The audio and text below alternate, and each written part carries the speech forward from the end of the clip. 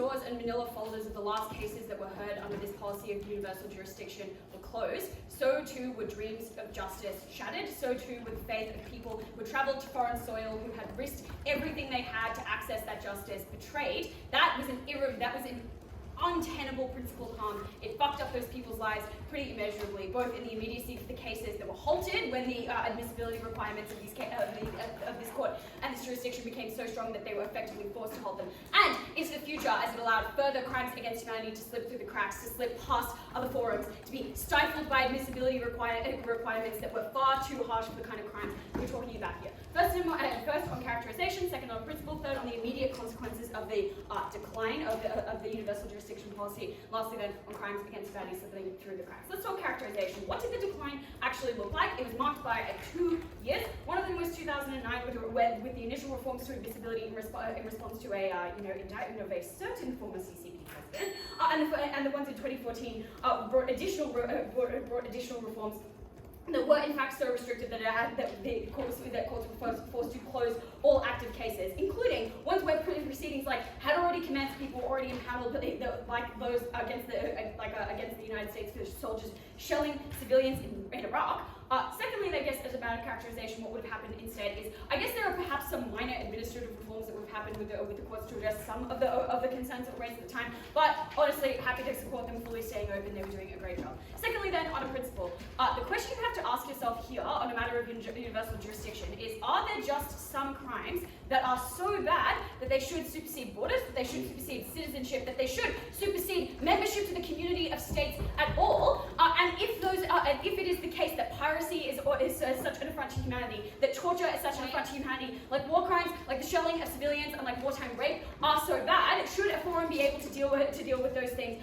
Is there such a thing as such an assault on common human dignity that we should kind of support the existence of universal jurisdiction at all? And the answer, I guess you can probably imagine to all of those things, is yes. There is such a thing as common human dignity. There is such a thing. I think that the average reasonable person recognizes the value of human life, the value of human rights, and you should weigh that extremely highly in this debate. And you should weigh it, unlike people did at the time when they were enacting reforms that effectively closed this courts, value it more highly than the question of sovereignty for 5 reasons. The first is that a lot of the questions of sovereignty that were raised at the time were just farcical. They were specifically about the sovereignty of China and of the United States to continue to allow them to do terrible things and get away with it. But secondly, the principle that there are just some crimes with such an affront to human rights that anybody should be able to prosecute them exists irrespective of people's membership to the community of states, noting that people can only benefit from sovereignty at the moment that they are a protected member of the state. Thirdly, I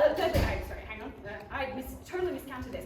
Thirdly, I think this actually flips the sovereignty problem, because it is which often it plagues the kind of forums that these cases would other take place in, because it is just a country that, if you care about sovereignty, Spain's sovereignty, has decided that it is within their best interest and within their principled mandate to prosecute these cases and allow these cases to be brought. Lastly, I would just say that sovereignty is right that we should afford to states that do not allow their soldiers to rape civilians and shell them. That we should afford to states that do not persecute enormous swaths of their population. And human rights, the right to be free from torture, the right to pursue your own happiness and your own self-interest, supersedes the right of any artificially created state at that point. It is something that affects absolutely everyone, and therefore that is not a right that can be curtailed. The right of states to sovereignty, however, is absolutely one that can be, and in this instance, should be curtailed. Before I move on, I'll take closing. This is an imprecise argument. Why should Spain specifically be the arbitrator of crimes against humanity? They were doing it. There was a collective action problem, as I'll get into when I get into how crimes against humanity slip through the cracks. Happens for a variety of reasons, all of them bad. At the very least, Spain was willing to do it, and they were successfully doing it. And they are a member of the community of humanity, and they should be allowed to continue doing it. Thirdly, then, on the immediate consequences of the decline, this is an egregious and immediate wrong that occurred, even if you don't believe that this court ever successfully prosecuted another human rights abuse ever again, because many of these cases that were open had evidence that had already been provided, had juries and justices that had already been impaneled, and had people whose own person and their families they had promised protection to in exchange for their testimony, like people whose homes were shelled by US soldiers, who were then placed in danger because of the court's decline and the abrupt cessation of all of the rights to witness protection that they had accrued under those active cases. That is an atrocity that this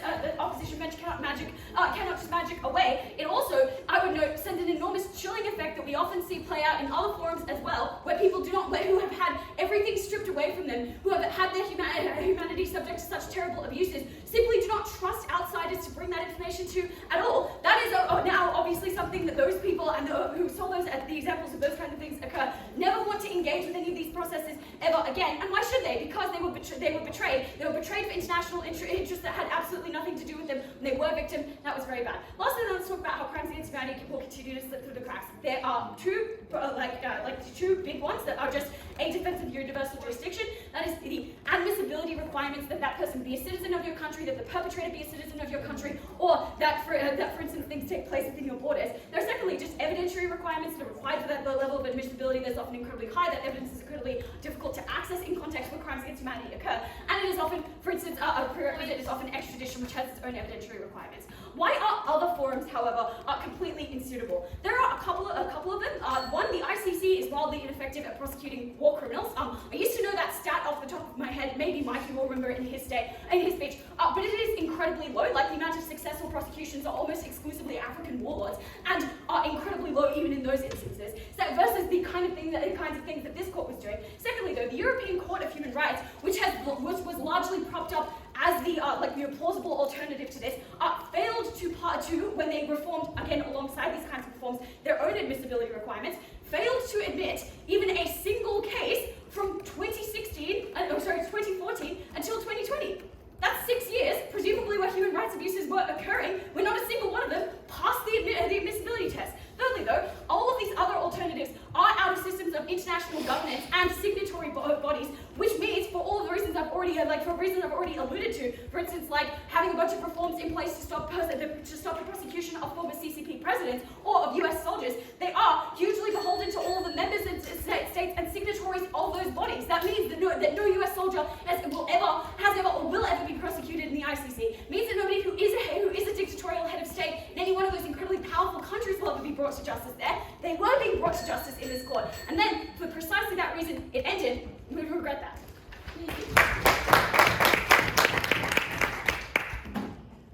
I thank the PM for that speech. I now invite the LO to begin the opposition bench. Hear, hear.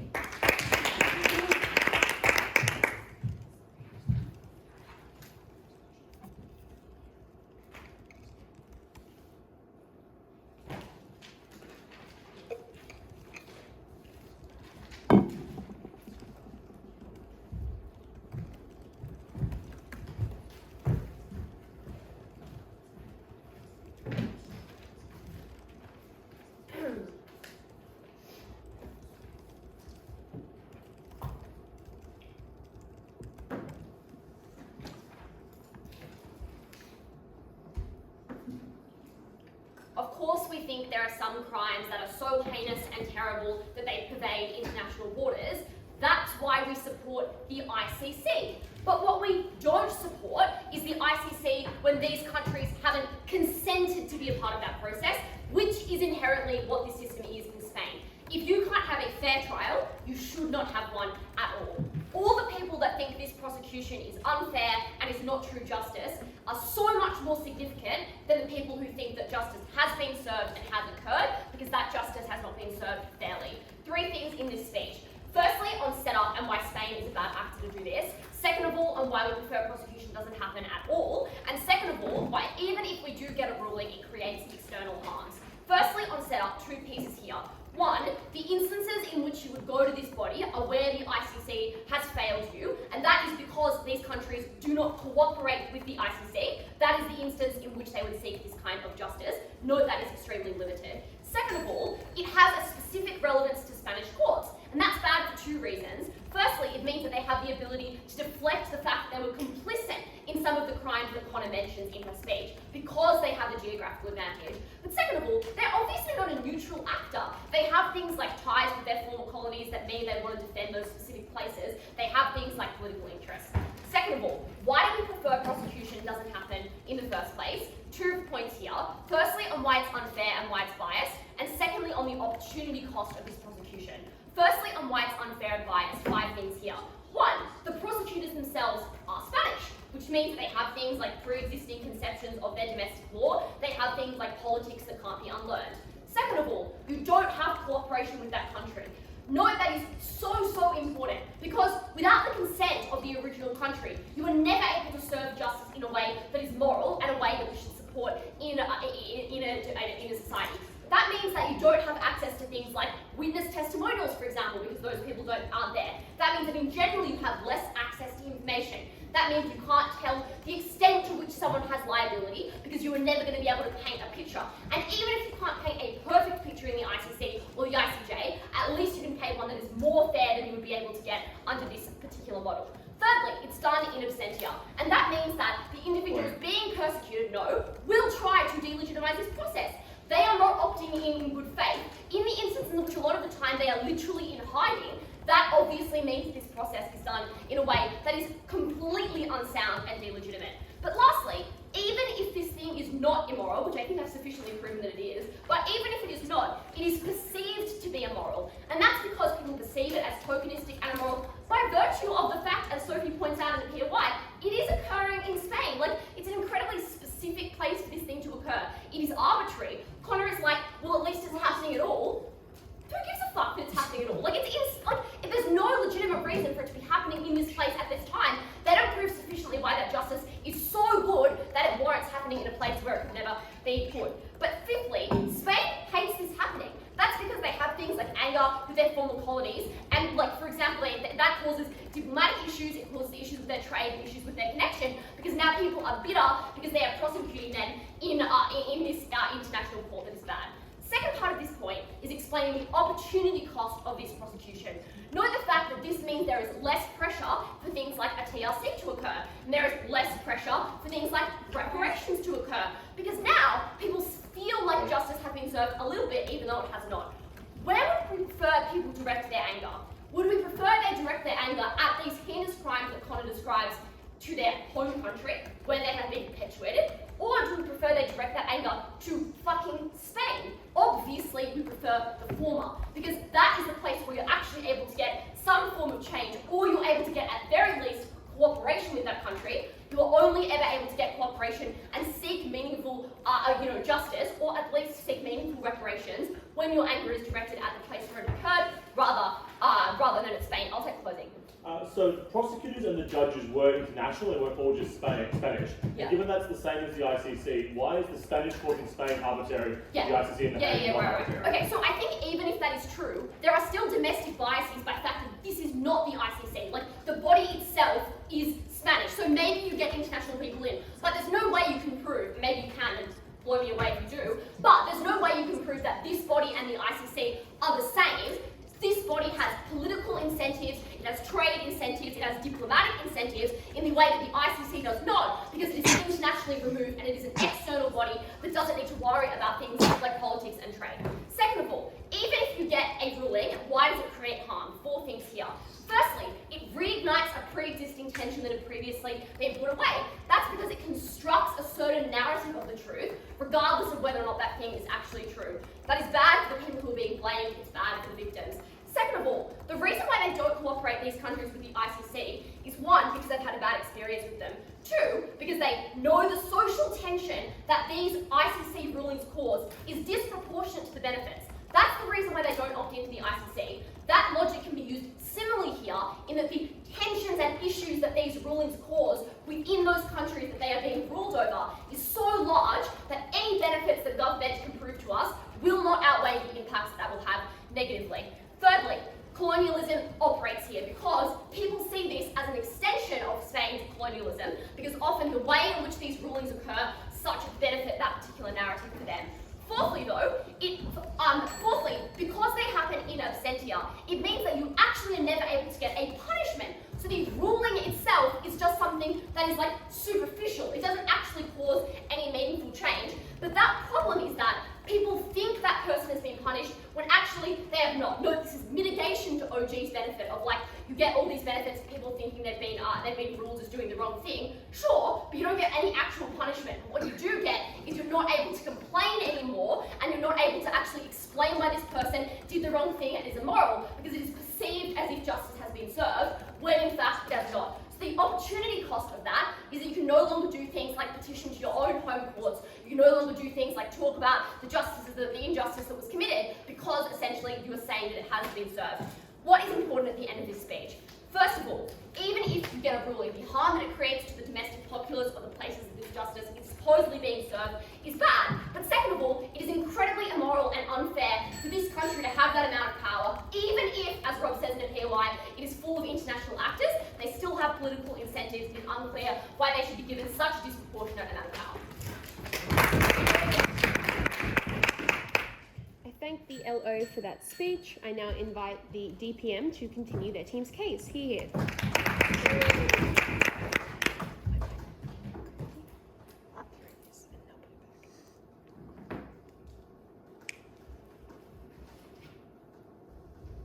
The problem with this opening opposition case is a simple one of comparison. They are never able to come to the terms with the fact that the counterfactual involves individuals who regularly go unprosecuted, fall through the cracks of multiple international courts, and Spain, by being a pioneer that actually has enforceability mechanisms within its national court to bring individuals to justice, forms an incredibly large practical benefit that this opposition bench is never able to claim. For the simple reason that the ICC lacks all of the ability to actually enforce the sorts of punishments that we want to actually occur, the sorts of punishments that occurred to Pinochet, the successful prosecution of Pinochet, in a way that ensures that only a side-opening government is able to come up with the benefits here.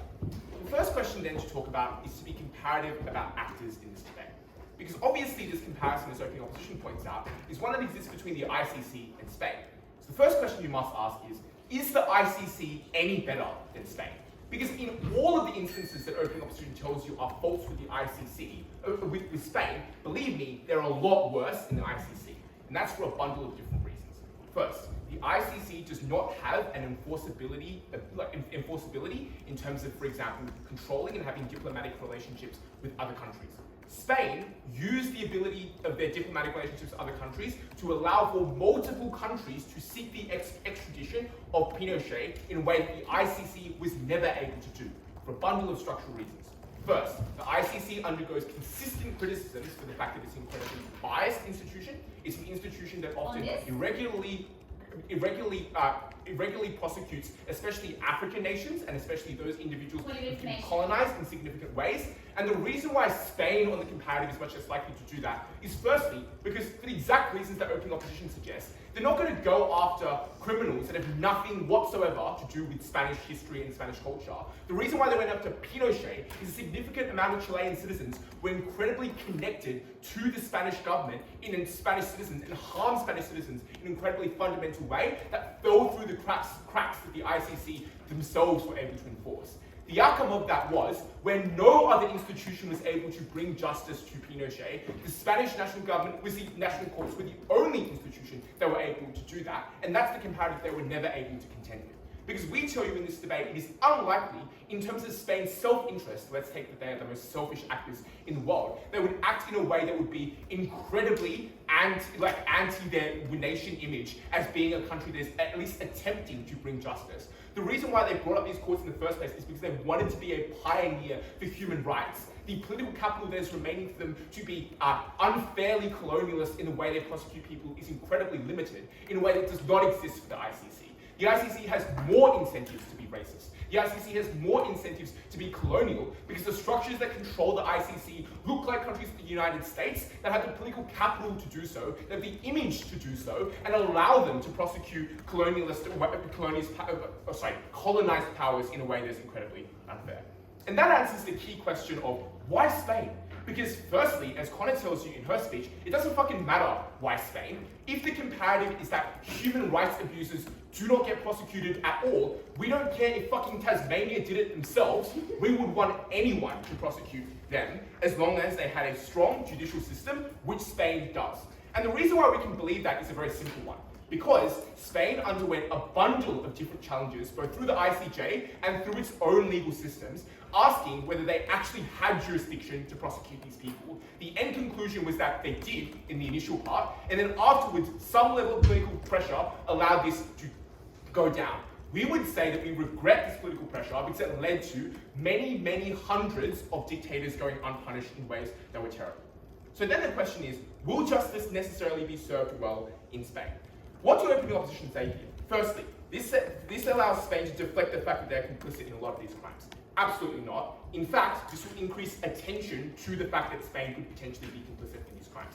For the reason that when the ICC investigates these individuals, the way they investigate these individuals is just by plainly targeting at them. But because Spain is a national jurisdiction, the amount of scrutiny that lies over whether Spain in and of itself is executing these laws in unfair ways is considerably larger, because the assumption is that maybe the ICC will do a good job, but the accountability mechanisms for Spain are considerably higher, which means that they're less likely to be complicit in this sort of thing, and they're more likely to be held accountable when this is the case. And that's why the Spanish courts underwent so much actual accountability and examination of what these courts were actually doing in these cases, because of the fact that it was served in national court.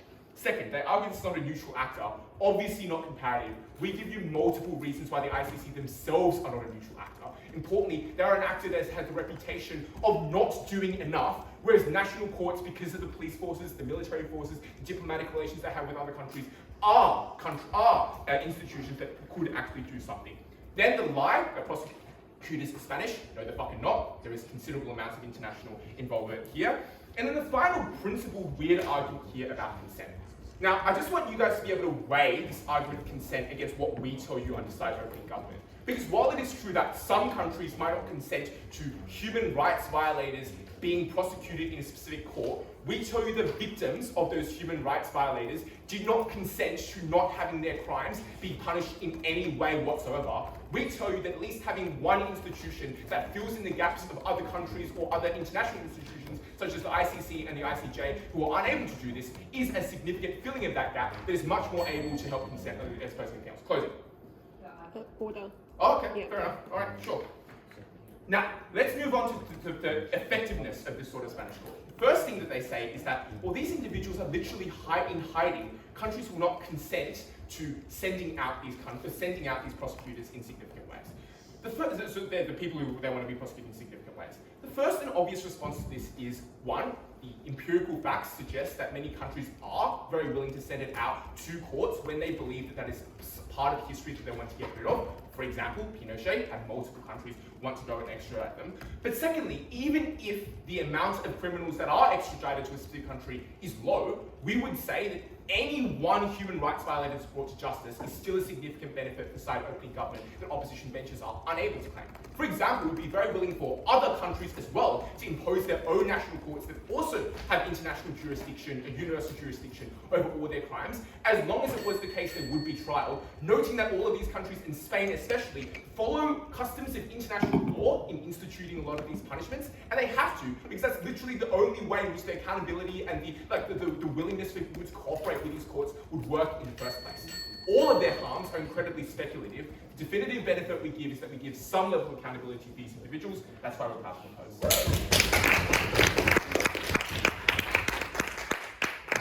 I thank the DPM for that speech. I now invite DLO to conclude the opening half. Hear, hear.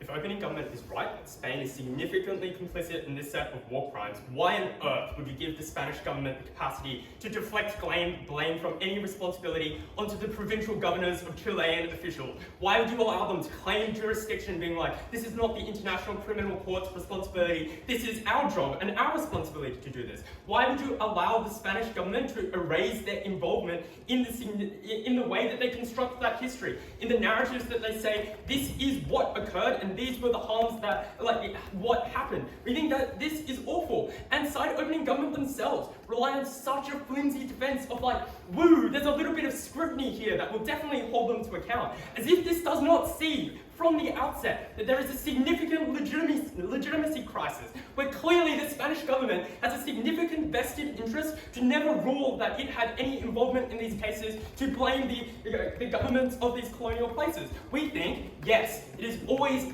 deeply, deeply regrettable that justice cannot be carried out, but there is a worse thing than no justice at all, and that is justice that is controlled by an actor that seeks to deny the experiences that people have, and we think we avoid that instance. First, why does this trial absolutely miscarriage justice? Why is it incredibly biased? Why does it deny people the actual suffering that they experience? And this is just a whole bunch of stuff that was totally unresponded to. I don't know what to say. Just like Bella literally gets up there and is like, you get almost no witnesses. Who is willing both to take your travel expenses to go to Spain, yet alone the tremendous stigma that the Chilean government says you are a traitor if you head to Spain and participate in this illegitimate trial? How do you get around the fact that these prosecutors are not legitimized by the processes of the International Criminal Court? Like, yes, they're not Spanish, but the Spanish government chose these prosecutors because they are the most sympathetic and are the most likely to give the call that it desires. How do you get over the fact that there is clearly significant political pressure where the Spanish government has such close political and economic ties with its former colonies that it obviously has significant incentives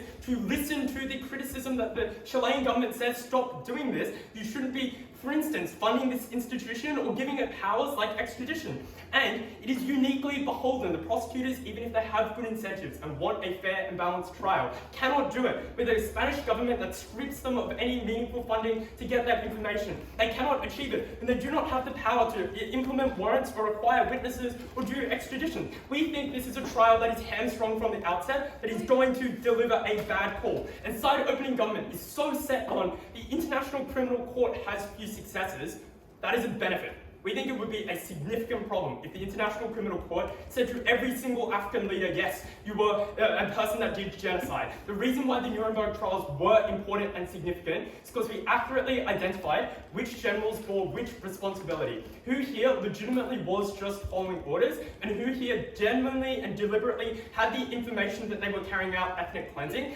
And that distinction is so important that we cannot have these type of inaccuracies of, oh, it's okay to override the fact that we just don't have enough information when these countries themselves did not allow you to do your own information gathering processes. It was so important to have these countries on site. We think in the same way the International Criminal Court thinks it is incapable of carrying out justice without the acceptance of countries saying, yes, we want you here, we think this is incapable of holding justice here too, unfortunately. Second, even if you don't believe that argument, do people actually believe what this court says in Spain? Do they genuinely feel good?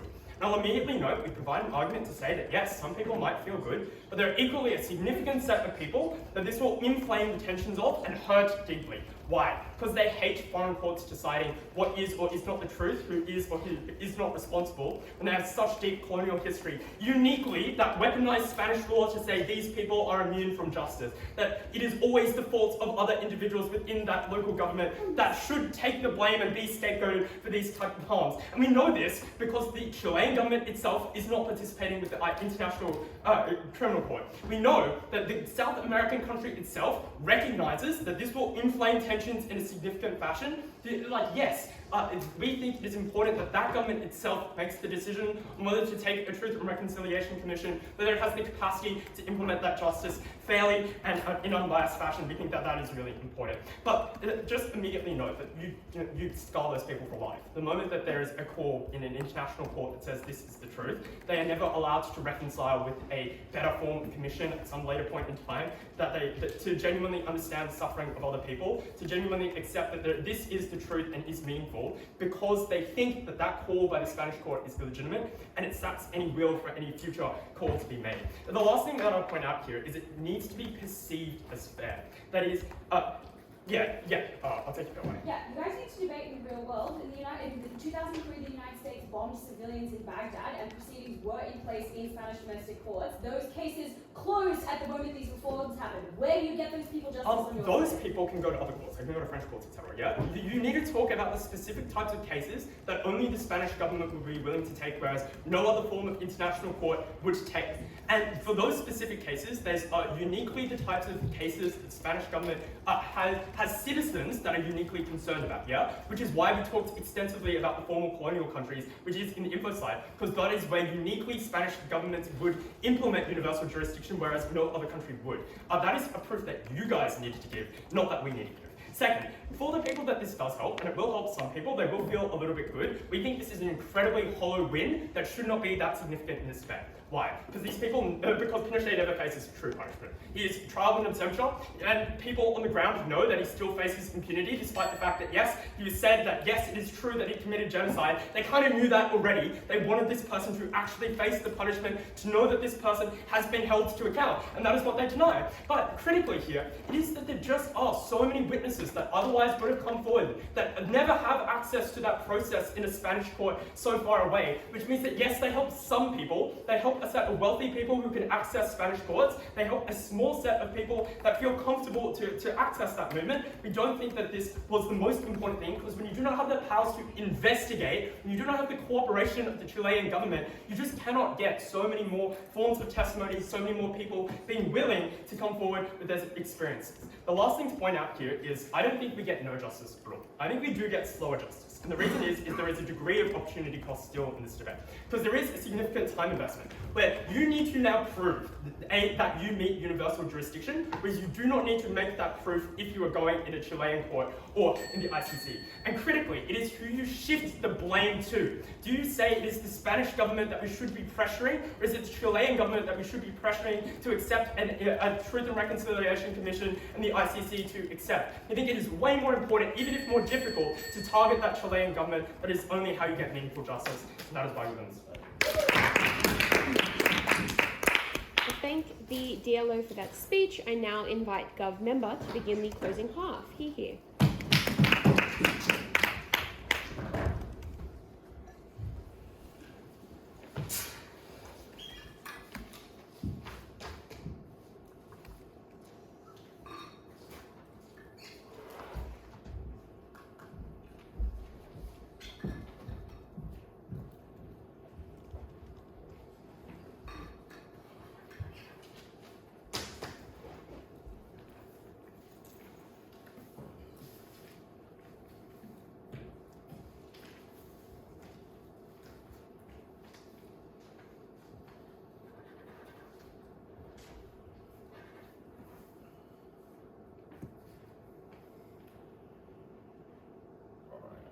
I know it's a bit cheesy, this isn't start speech here, but it is very exciting and nice to be up here at the grand finals of the ADPDC, especially to do it with another public school kid from Campbelltown. It's pretty special. So, great cheers, Jess, for being a great teammate. Alright. Let's look at the top half, right? Because OG's like, more justice, good. Otherwise, like, ICC, good. OG's like, ICC symmetric. And then we're kind of stuck there, right? Because OG's right. All the harms that Owen pointed out the ICC are entirely symmetric, as they are under Spain, because they're an arbitrary country with arbitrary international justice that some people don't respect, and they don't cover all the crimes.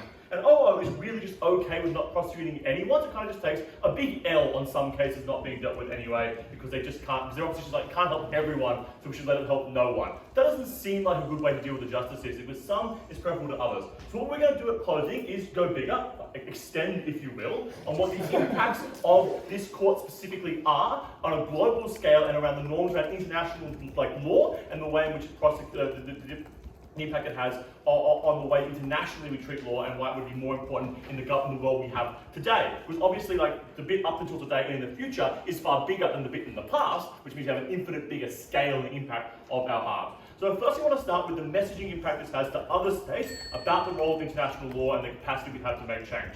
The premise here is that when this court started, we were on a wave of support for international law and an optimism about the fact that we could deal with crimes that existed beyond national borders. We were coming off the back of World War II, off the back of the Rwanda genocide, off the back of the Yugoslav wars, where there was, weirdly, a global consensus that some things had to be done and the courts had to do it. And what the Spanish courts did were able to capitalize on that and start making a difference and start prosecuting. But what happened? What went wrong? The protectionists got hold. The inward-facing parties that did not look forward to a globalist future shut down and minimized that court and won that fight. And that is the point from which we regret. The fact where the side that took us more inward in a world that was going more outward won and took over. What were the impacts of this? This sent a message that if you want to prosecute international crimes, that if you wanted to deal with things that were outside your borders, give up.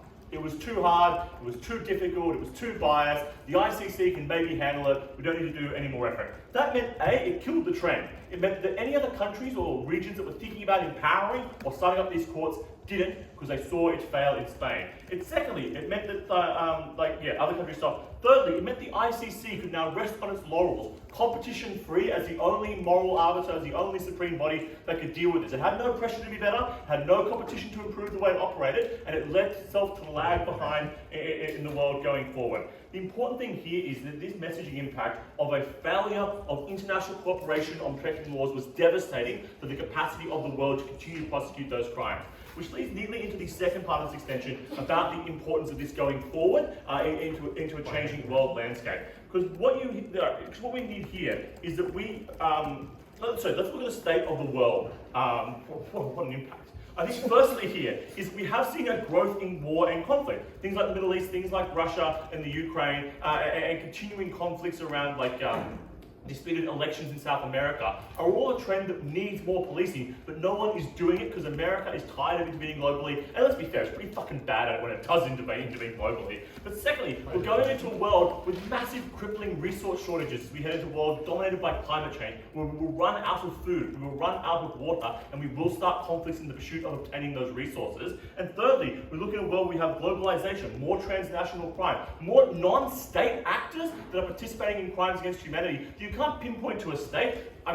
I guess ISIS has a state in the name, but it isn't a state in reality, and it's groups like that exist beyond those borders that are changing the nature of warfare that means we need a different focus beyond just the ICC, beyond just national courts. And that was the role that this court could have played and could have inspired other courts to play until it was cut down in its prime. Because we lost that capacity and that pressure for international law and dealing with that. The best response I guess they can give to this is, well, if they did it, they would have done it badly, and therefore we shouldn't have allowed it to happen. But the problem is maybe they do it badly. That's probably actually a good thing in some sense. Because people get angry about that. It creates a discourse. If Spain is doing it badly, then someone else needs to do it better. And because we have a court that exists and shows that it's possible to attempt it, other countries and other bodies are more likely to want to start their own bodies or more likely to want to support the Spanish body to make it better to do it. But if you don't have that body that is trying to do things in the way the ICC would never do those things, you don't have that discourse. You don't have that plan or that approach or that change of the way we want to deal with international crime or deal with non-state actors going forward.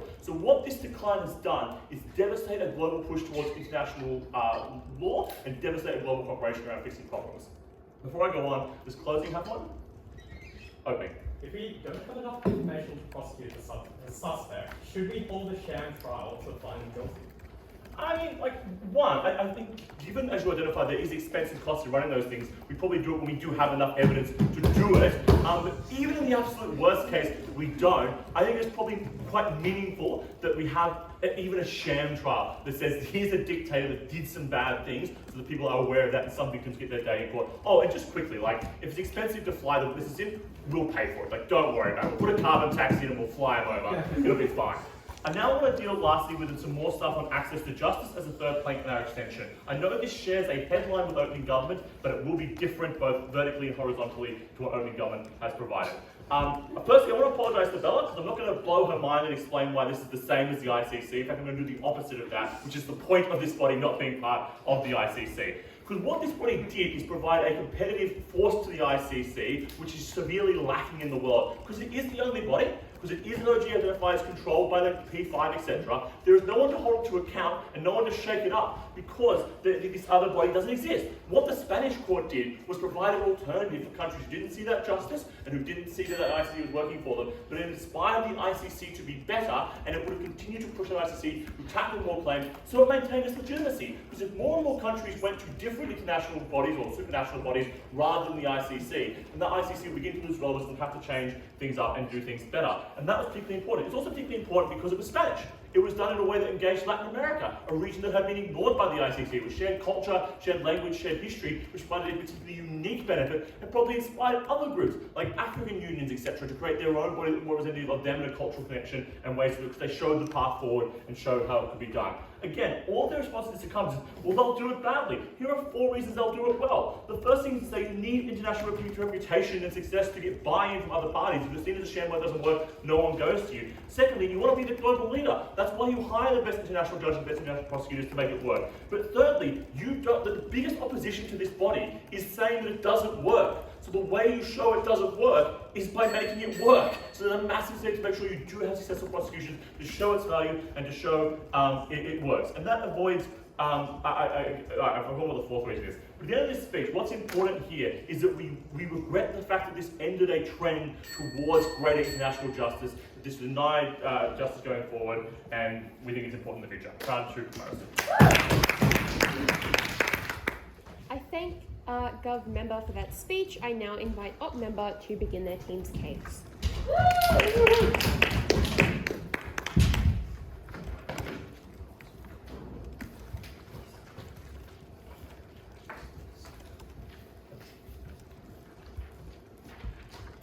cool. Starting in 3, 2. Opening government spends a lot of time talking about the importance of international law, but this is the very reason that we should not entrust it to a single, relatively powerless and unaccountable court system to shape international law.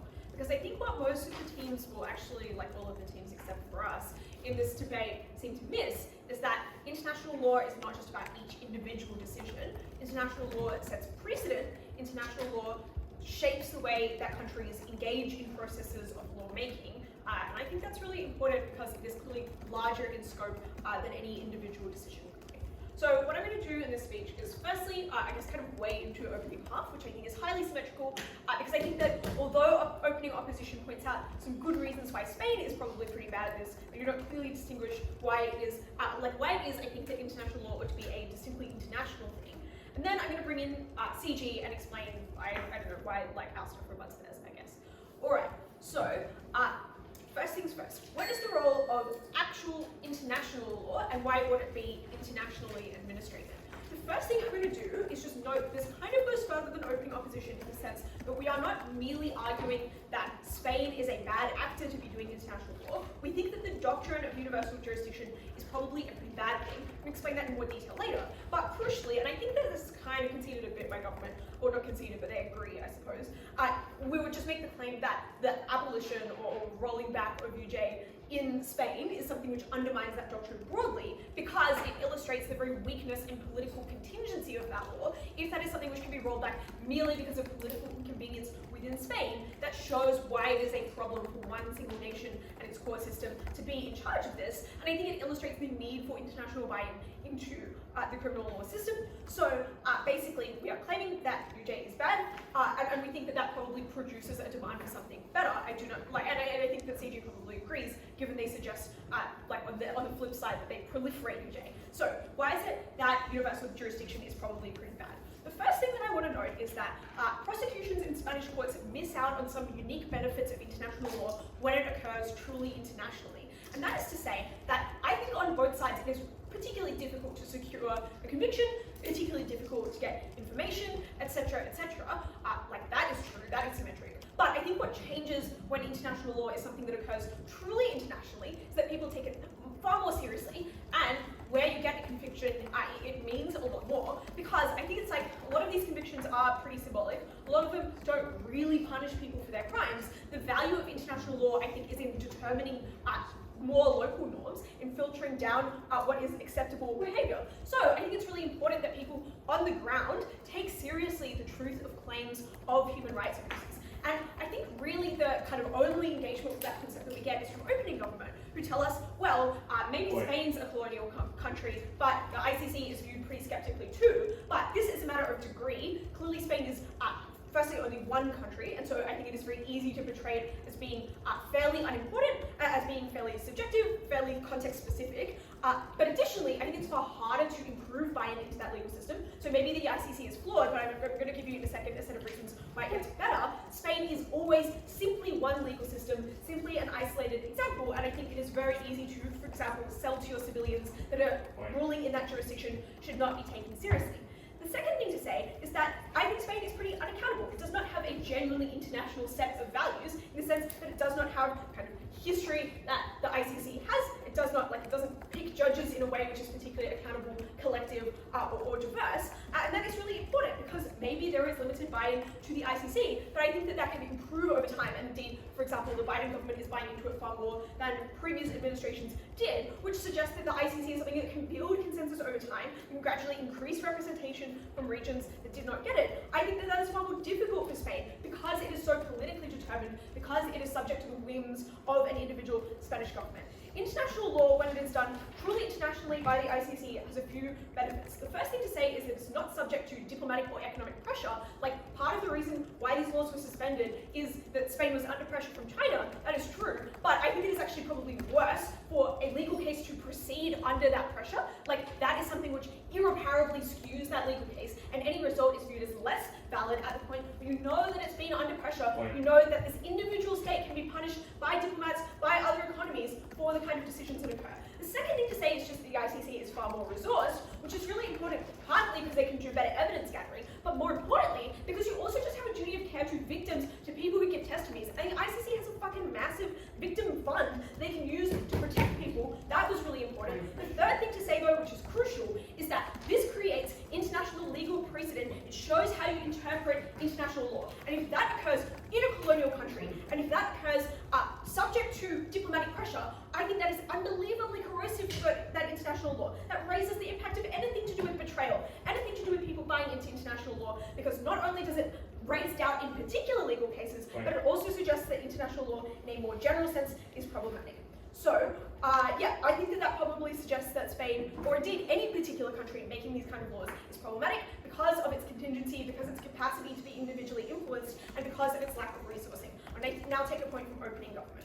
When there is very low amounts of precedent, what is the importance of having high quality precedent, given that under your side, the ICC very rarely, if ever, prosecutes anyone? Surely this is a worse precedent than adding some people to Two things to say. Firstly, well, when there's less precedent, each individual bit of precedent is super impactful and like sets up a whole bunch of future cases. Second thing to say is you don't just derive precedent from like successful prosecutions. I think that the way that you might interpret things like admissibility or the way that you might set up a TRC or whatever also can be important in setting norms of international law. The final thing to say is just that it's not a bad precedent to set. Like, even if you believe Spain is kind of good, I think that there are lots of states where if you imagine them doing this, it would be probably pretty bad.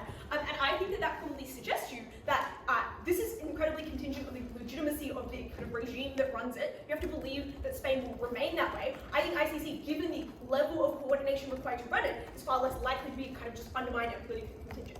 Finally, bringing in CG, they essentially have this messaging impact that's like, well, this proliferates international law and makes people compete with the ICC. I think that that is very bad because I think it is incredibly important, as I've explained at length in this speech, that people, that all countries believe that the ICC can do its job, they put resources into it, that they take its decisions seriously. I think it would be bad if every country were competing with the ICC. There are lots of countries I can imagine who I think would be incredibly poor legal systems to set this in. International law ought to be genuinely international. I think it is closing opposition who's done the best job of explaining that. I thank Op Member for that speech. I now invite Gov Whip to conclude the Gov Bench. Hear.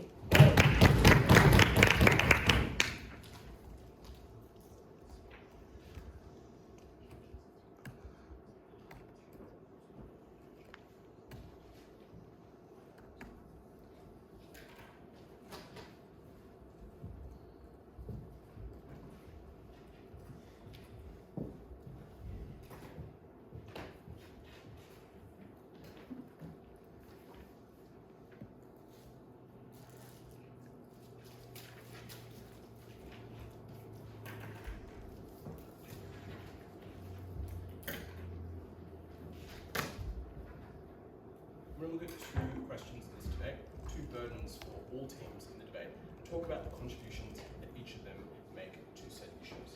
Let's start with the first question of why Spain. And this just goes to show why Sophie is such an incredible debater, because she asked the key question to opening government that they don't answer properly, which is why Spain? Like, there are other countries with UJ, like Germany, there's the ICC who just do it, and opening government's reaction to this is at Mikey, which is good reaction and good mechanics, as David Wood would say, but it's imprecise, which is that, well, the ICC is racist, but they don't explain why the ICC itself could not do the things that Spanish universal jurisdiction could do. They don't distinguish Spain from the rest of the international community who could do this. Notably, in terms of the ICC thing, the better reason is not that the ICC is racist, it's that the ICC is vetoed by the UN to do certain prosecutions, so it can't do a lot of the things that it ought to do. Spain is free from the vetoes of the United Nations, so it is untethered. Our extension is about threefold. The first is to suggest that Spain adds pressure to the mounting call for change in international law enforcement. Currently, international opponents to international law say that it is weak, it is toothless, but now Spain can say, well, we're actually on the trajectory and we are the necessary condition as part of the change in international law. It can be something that is good, that has toothful or has teeth. And that is the reason why we think that even if it is very marginal in nature, the push itself is high impact because it is a thing that is able to better regulate the behaviours of international actors and increases the deterrence of people to engage in international crimes. The second part of our extension is important, which is that it adds legitimacy to international law for former Spanish colonies and allies, a lot of them which are hubs for people of colour and people who are part of the global south. They are jaded. They think that the system is racist, as Mexico may. And that means that when Spain does this, when it picks and selects the types of people to prosecute, when it reflects the feelings and sentiments of the people who are part of its cultural community, it demonstrates that international law can serve them and it can serve the victims who were devastated. And notably, Spain is distinct from the ICC because the ICC has conflicts of interest with the United States and Russia and China and so on and so forth. Who cares about the other two P5? They're stupid. But ultimately, the ICC has lots of conflicts of interest. Germany has its own individual conflicts of interest. Spain can select and choose the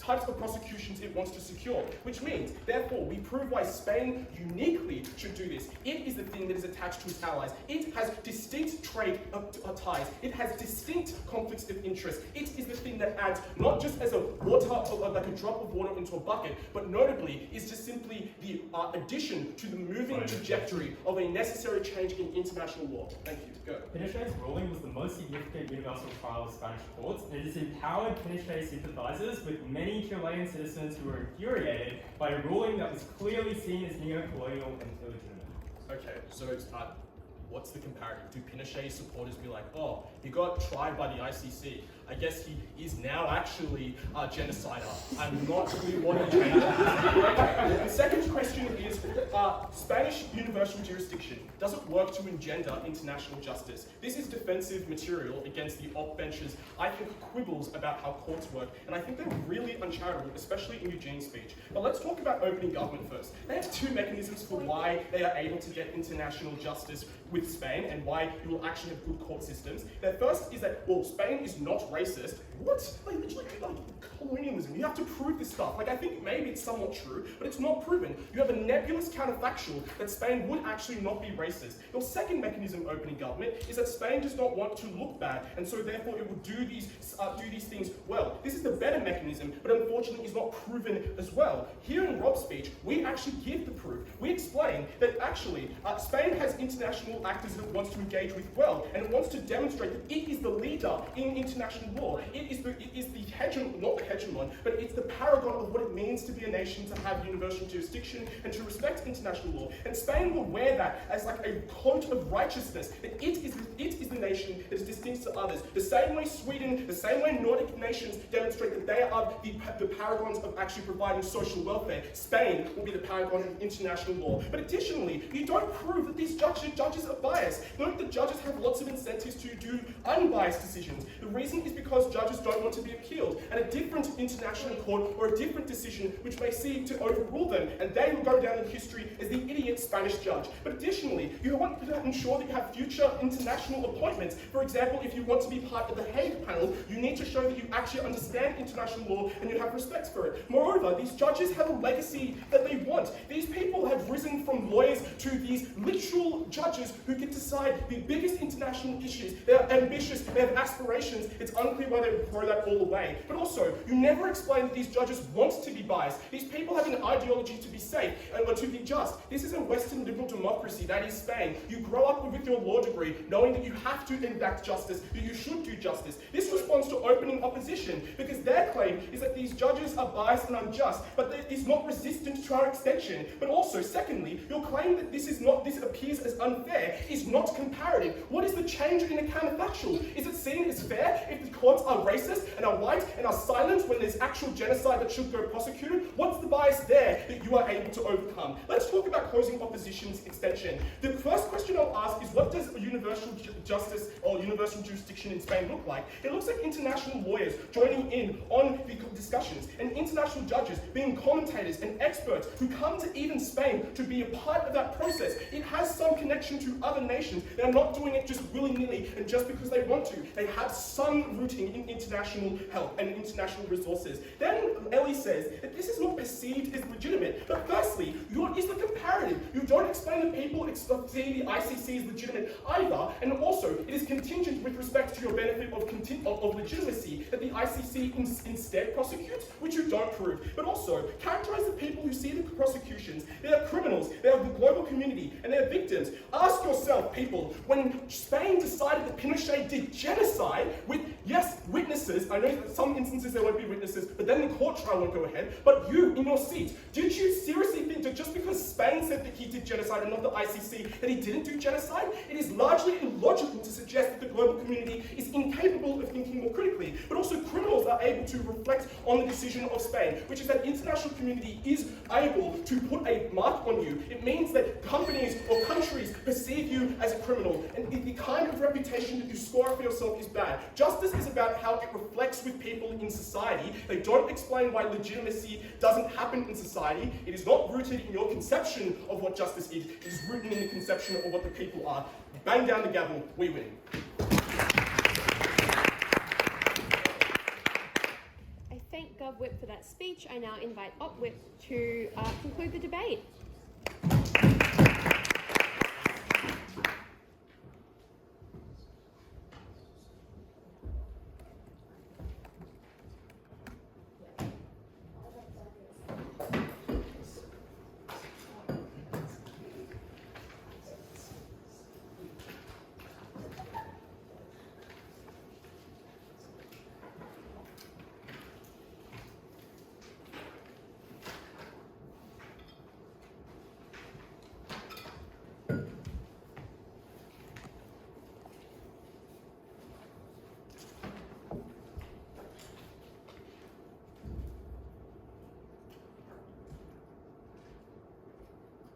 Much of this government case is a lie.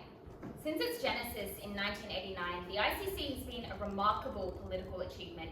Perhaps I think the most remarkable, or one of the most remarkable, of the 20th century. It has convicted profoundly evil people like Thomas Lubanga. It has set precedent, which has transformed domestic legislation across the world. It has deterred war criminals. It has given hundreds of millions of dollars to victims of war crime in countries like Uganda, paid for things like prosthetics, like surgery, like job training and counselling. It is for these reasons that the ICC, contrary to the false assertions made by this government bench, is enormously popular with many countries in Africa. It is for this reason it is a profound moral good.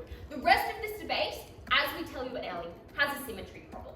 Opening opposition observes a series of problems with Spanish universal jurisdiction. It's colonial, it's unenforceable, it's poorly resourced. Opening government asserts that many of these problems apply to the ICC and the Rome Statute too. We break that deadlock, and we so clearly win this debate by providing a positive, non-symmetric defense of international law and the ICC, and a positive, non-symmetric criticism of Spanish universal jurisdiction. Firstly, then, on the vastly most important part of this debate, closing government's extension, or opposition's rather, I should say. Firstly, the value of international law and the ICC. We explained with a number of reasons in Ellie which are not individually rebutted. The universal jurisdiction is often suspect when it is done in individual countries, particularly in Spain. And second, that international law ought to be universal because that increases buy-in to things like the Rome Statute because it is not subject to diplomatic pressure. And importantly, that the ICC has a range of important functions independent of prosecution, though they do support it. Things like trust fund victims, which has been enormously beneficial in the DRC and in Uganda. Things like having lots of money from all of its member states, having better capacities for evidence gathering, things like regional and gender-balanced judiciaries, which is not subject to the kind of courts that closing government would want to bring into existence. It has things like history and accountability and a certain degree of public scrutiny which does not apply to the comparative. What do we hear from this? The claim is like, well, they don't do prosecutions that much. One, they've prosecuted a bunch of people. Like, yes, only a handful, I think it's like 5 or 10, dictators have been prosecuted. It's not a huge amount of people, but it's enormously politically important. These are people who have committed heinous war crimes against whom prosecutions have been, hugely successful, have gathered enormous amounts of evidence that is super important in like a post-conflict state reconstruction, for instance, and in evidence gathering and in the support of future TRCs. It just does other very important things like setting norms in different countries, like giving money to victims. That is hugely beneficial. Closing government says, well, there are conflicts of interest in the ICC. I think it is good that there is accountability in the ICC, unlike, for instance, the Spanish courts. And importantly, it's good that different countries can all have their interests represented. If, for instance, that makes justice slightly more slow, I think that is fine because many states can be represented on that stage. I think the pushback we get to this from opening government is just a false characterization. Their claim is that the ICC is colonial, and the piece of evidence they have for that is that the ICC has overwhelmingly prosecuted African war criminals. That is a true claim about the subjects of ICC prosecution, but it does not prove that the ICC is colonial, nor that it is perceived as such. It is, in fact, empirically enormously popular in a lot of African countries. That is because, firstly, it is popular to prosecute evil war criminals that have, done enormous harm to your state. Just because a person comes from a person's country doesn't mean that other people in that state don't want them prosecuted. Often they want that person prosecuted because they have harmed your children, they have harmed your society. But secondly, there are huge benefits to African states through the things I talk about, like trust funds for victims in the DRC. But I note thirdly that the ICC just is regionally diverse in a way that these states would not be. It is just empirically false what they say. The next claim they give is about accountability. They say, well, Spain wishes to be seen as anti-colonial. My question is, why does it care? Spain doesn't require the buy-in of other member states. At best, it benefits from being seen as anti-colonial, or it wants buy-in. The difference is the ICC needs buy-in in order to function properly. That is the difference comparatively between those two cases. And this applies then to the derivative claim given by closing government, where they say, well, these courts wish to be global leaders and get buy-in. Their judges are ambitious. At the very best, that's symmetric. But importantly, the ICC requires buy-in to function. Spanish courts only benefit from it. That is why all the reasons we give you an Ellie absolutely win us the debate. Because we explain why the ICC is good, why it is an active political achievement, why we ought not undermine it, and why the existence of these courts do in fact undermine it. That is terrible. Before moving on to CG opening. Yeah, the non-judicial benefits of the ICC that you described are completely non-exclusive to your side, and the judicial benefits of the ICC will never extend to, say, a US soldier who bombed civilians in Baghdad. Okay. This court would have. Okay, firstly, responding to the second part of that POI, that is not contemporaneously updated, right? For instance, the legislation that George Bush put in place that meant that America wouldn't be prosecuted by the ICC, taken away under Biden, like the US at the moment and looking forward, increasingly pro-ICC.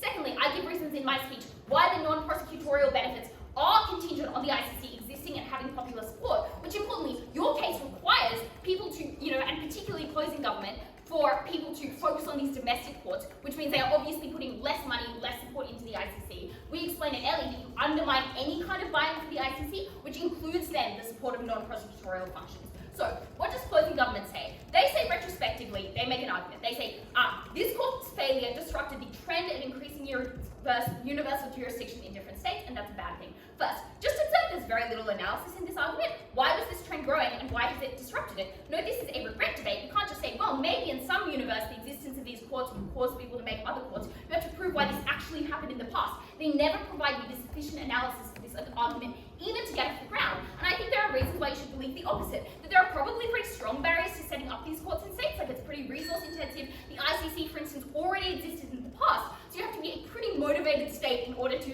set up your own individual court in this way. But even if it's true that other courts would occur, what's the benefit they describe? They say, well, the world is bad and transnational crime is increasing, so we need more universal jurisdiction. Clearly that is contingent on their form of universal jurisdiction being better, and we explain that we can support international law and that their side actively undermines it. The better claim they make is a competition mechanism where they say, well, the Spanish court forces the ICC and other states to be better. Firstly, I'd say they probably have pretty strong incentives to be good anyway. They don't explain why this competition mechanism is particularly powerful. But secondly, I would say competition makes other courts worse because you dilute international law. Even more simply, you are just spreading